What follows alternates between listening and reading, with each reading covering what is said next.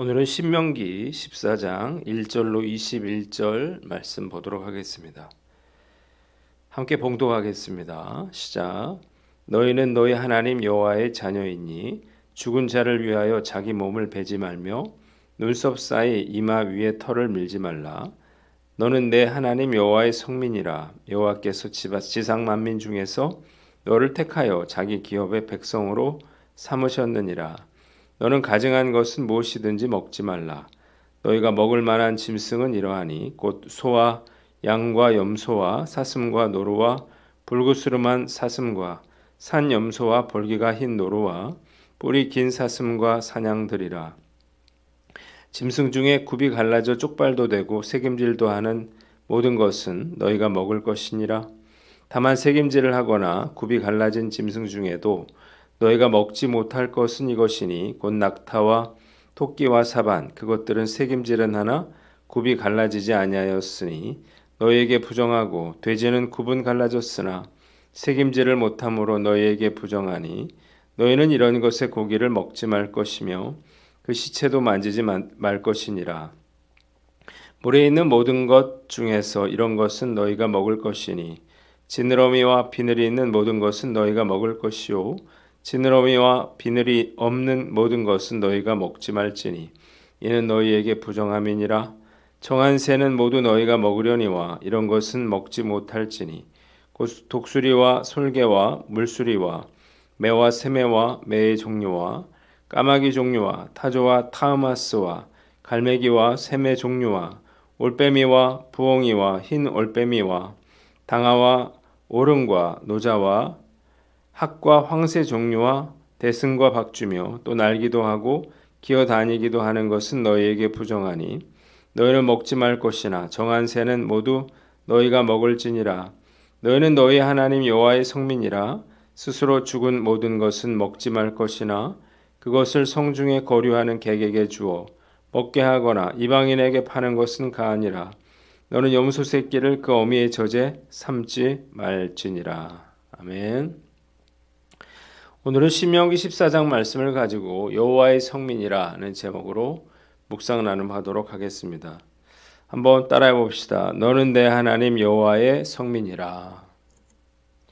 하나님은 선택된 민족 이스라엘이 이방 민족과 다른 구별된 삶을 살아가도록 하기 위해서 구체적인 삶의 방식에 대해 말씀하고 계십니다.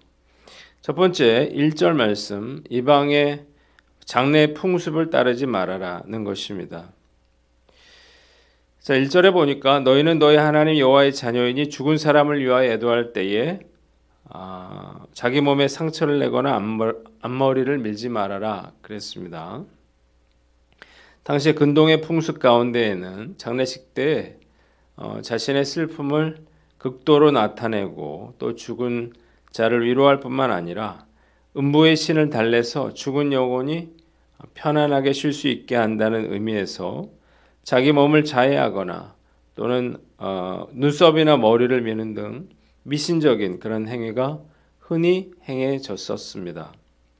그러나 이스라엘은 이방의 장례 풍습대로 몸에 상처를 내거나 앞머리를 밀어서는 안 되었습니다. 그들의 풍속을 쫓는 것은 우상 숭배에 발을 디뎌 놓는 것과 다를 것이 없고 또 하나님의 이름을 욕되게 하는 일이요 거룩한 하나님의 백성으로서 어울리지 않는 일이었습니다. 두 번째 3절로 21절 말씀, 부정한 것은 먹지 말아라는 것입니다. 하나님은 거룩한 백성 이스라엘이 먹을 수 있는 것과 먹을 수 없는 것을 구분하셨습니다. 하나님께서 부정하다 이렇게 말씀하신 것은 그들은 먹지 말아야만 했습니다. 먼저 육지의 짐승이 4절에서 8절까지 나와 있습니다. 식용 가능한 정결한 짐승은 소, 양, 염소, 사슴, 노루, 꽃사슴, 들염소, 산염소, 사냥과 같이 굽이 갈라지고 새김질을 하는 두 가지 조건을 모두 충족시키는 것이라야만 했습니다. 그러나 새김질을 하고 굽이 두 쪽으로 갈라졌더라도 낙타와 토끼와 오소리와 같은 짐승은 먹지 말아야 했습니다. 특히 굽은 갈라졌지만 색임질을 하지 않는 돼지는 불결하고 그 고기가 변질되기 쉽기 때문에 부정한 짐승으로 여겨졌고 또 이방인들 사이에서 제사에 사용되는 짐승이었기에 식용이 금지되었습니다. 두 번째, 9절로 12절 강과 바다와 물에 있는 것들이에요. 식용 가능한 수중생물은 지느러미와 비늘을 가진 것이어야만 했습니다. 이 두 조건을 모두 충족시키지 못하면 부정한 것으로 그렇게 규정이 됐어요. 그래서 뱀장어라든지 문어, 오징어, 조개, 갑각류와 같은 것들은 먹을 수가 없었습니다. 이것은 더운 지방에서 먹기에 그것들이 위생학적으로 해롭기 때문이거나 또 그들이 외형상 물고기로서의 그런 정상적인 모습을 갖추고 있지 않아서 혐오감을 주기 때문이다, 이런 견해가 있습니다. 세 번째로 새에 대해서 11절로 18절에 나와 있습니다.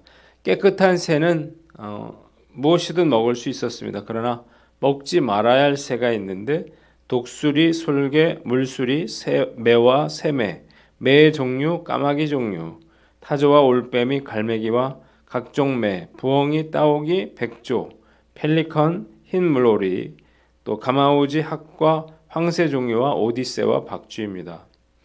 새의 경우에는 짐승이나 물고기처럼 명확한 기준은 없지만 대개 주검이나 부패한 것을 먹고 사는 맹금류가 많았습니다. 네 번째, 19절로 20절에 날개가 있고 네 발로 기어다니는 곤충입니다. 날개가 있고 네 발로 기어다니는 대부분의 그런 곤충은 먹을 수 없었지만 깨끗한 날벌레 또 메뚜기 종류는 먹을 수 있었습니다.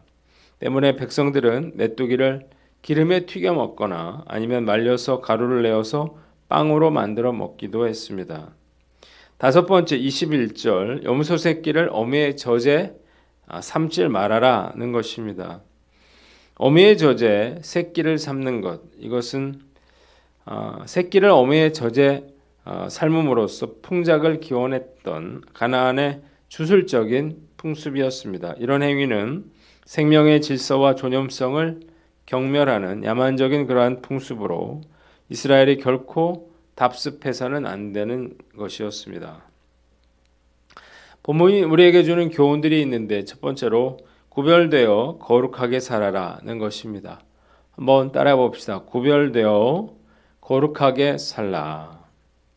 하나님께서 이스라엘 백성들에게 먹을 수 있는 것과 먹을 수 없는 것을 규정하신 것은 당신의 백성들이 세상 그런 백성들과 거룩하게 구별되기를 원하셨기 때문입니다.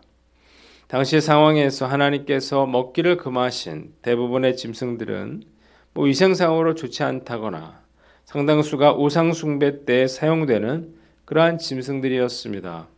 때문에 하나님의 택한 백성들은 철저하게 정결 규례를 지켜야만 했습니다. 무엇을 먹고 무엇을 먹지 않느냐가 유대인들과 이방인들을 구분하는 기준이 되었습니다. 그러나 현대를 살아가는 우리들에게 이 음식의 정결례는 더 이상 요구되지 않죠. 첫째로 예수께서 율법을 완성하셨기 때문이고 또 둘째로 베드로가 본 보자기 환상으로 인해서 더 이상 속된 것이 존재하지 않게 됐기 때문이고 세 번째, 음식물은 하나님께서 지으신 것으로서 믿는 자들과 진리를 아는 자들이 감사함으로 받으면 되기 때문입니다.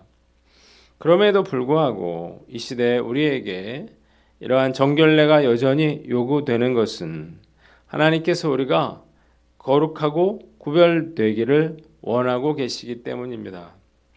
하나님은 당신이 거룩하신 것처럼 우리도 거룩하기를 원하십니다.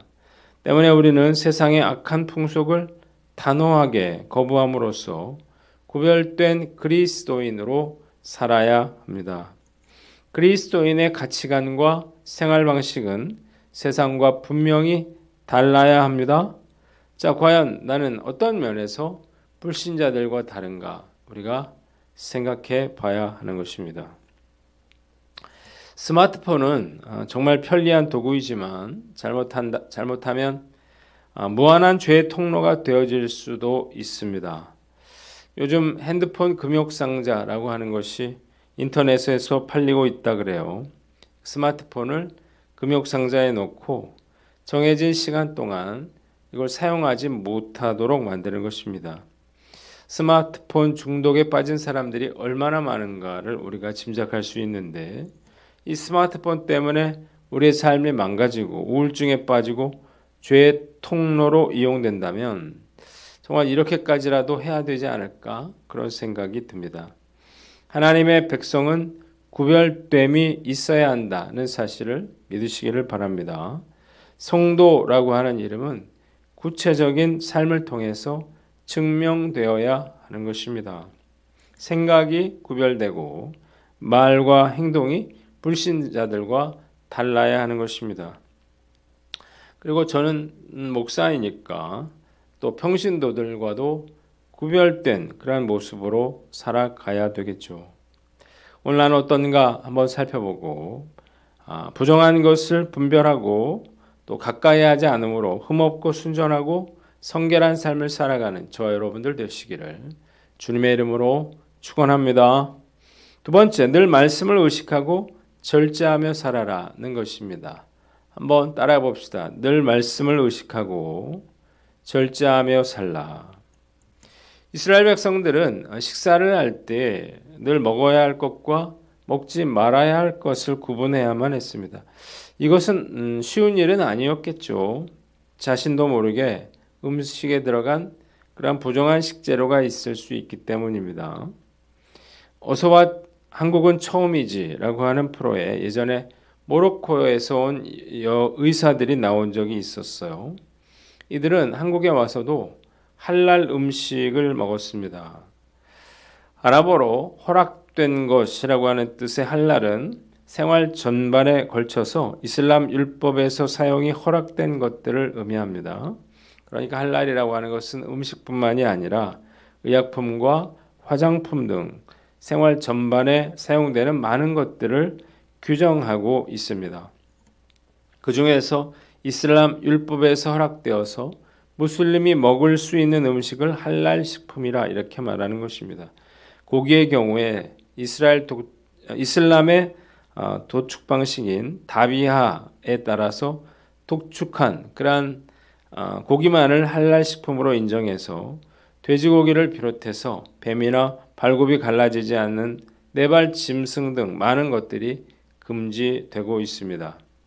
이 여우사들은 식당뿐만 아니라 편의점에 가서 물건을 살 때에도 먹을 것을 살 때에도 혹시 돼지고기가 들어있지 않은지 세심하게 확인을 했습니다. 저렇게 살면 참 피곤하겠다 이런 생각이 듦과 동시에 저렇게 사니까 무슬림으로서의 그런 정체성을 잃지 않을 수 있구나 그런 생각을 해봤습니다. 현대 기독교인들은 음식을 가려 먹을 필요는 없겠지만 이렇게 말씀을 의식하고 또 말씀대로 살아가려고 그렇게 노력해야 하겠다는 생각이 듭니다. 과연 나는 얼마나 하나님의 말씀을 의식하고 또 절제하고 있는지 한번 돌아봅니다.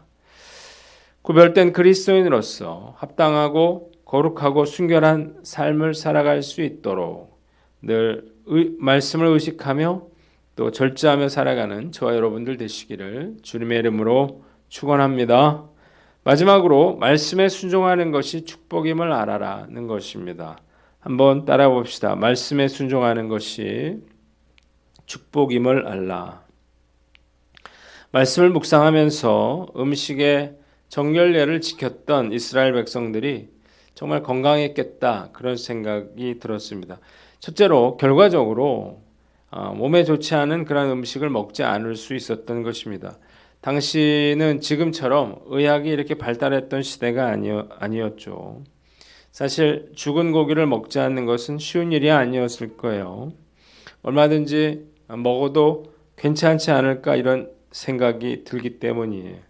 근데 이스라엘은 사막기후죠. 죽은 고기를 잘못 먹었다가는 큰 병에 걸릴 수 있었습니다. 이스라엘 백성들은 먹어야 할 것과 먹지 말아야 할 것을 규정하는 율법이 있었기에 특히 전염병으로부터 보호받을 수 있었다는 것입니다.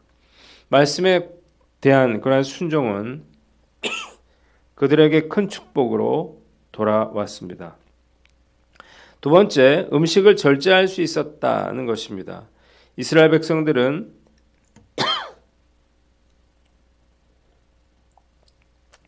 이것도 안 되고 저것도 안 되고 사실 먹을 수 있는 음식이 많지 않았을 거예요. 그래서 오히려 음식을 절제하여 먹을 수 있었을 것입니다. 현대인의 가장 큰 질병의 원인은 너무 많이 먹어서 그런 생긴 병입니다. 육체 노동을 많이 하지 않는 현대인은 절대 많이 먹어서는 안 되겠죠. 사용되지 않고 축적된 칼로리는 결국 수많은 질병을 일으키게 되기 때문입니다. 요즘처럼 먹는 것에 관심이 많았던 적은 없었는데요. 유튜브의 먹방은 최고 인기 채널이 됐고 셰프들도 인기를 끌고 있습니다. TV는 온종일 음식을 만들어 먹는 걸 보여주는데 그래서 현대인들은 어느 때보다 건강의 위기를 맞고 있습니다. 현대인들이 가지고 있는 대부분의 질병이 너무 많이 먹어서 생긴 그런 거죠. 사람들이 먹어도 너무 많이 먹고 있습니다. 몇 년 전에 저도 건강검진을 받았는데 콜레스테롤이 높고 당뇨 전 단계다 이런 판정을 받았어요. 그 이후에 저는 콜레스테롤 약을 먹고 있고 당뇨 환자가 되지 않기 위해서 식단 관리를 철저하게 하고 있습니다. 밥, 빵, 면 이걸 절제하고 있고 야채를 자주 먹습니다. 원래도 많이 먹는 편은 아니었지만 적게 먹으려고 노력하고 있습니다. 말씀에 순종하면 결국 복을 받는다는 사실을 믿으시기를 바랍니다. 그리고 음식에도 절제가 필요하다 그런 생각이 들어요.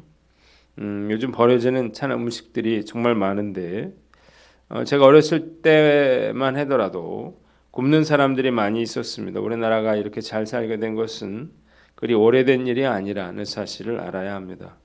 전 세계에 굶주리는 사람들이 참 많은데 혼자 먹으려 하지 말고 함께 나누어 먹을 줄 알아야 합니다.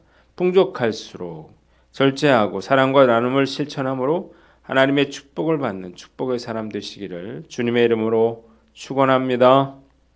기도하겠습니다. 하나님 아버지 거룩하고 순결하여 구별된 삶으로 축복의 삶을 살게 하여 주시옵소서.